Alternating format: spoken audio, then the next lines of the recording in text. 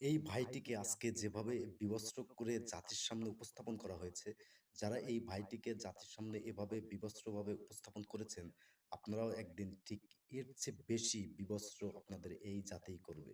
একটা কথা মনে রাখবেন, কারো সম্মান, কারো ইজ্জত জাতির সামনে লুণ্ঠিত করার অধিকার কারো নেই। তার অপরাধ ছিল তিনি বঙ্গবন্ধুকে ভালোবাসতেন, তিনি ৩২ নম্বরের যোদ্ধা জানাতে গিয়েছিলেন।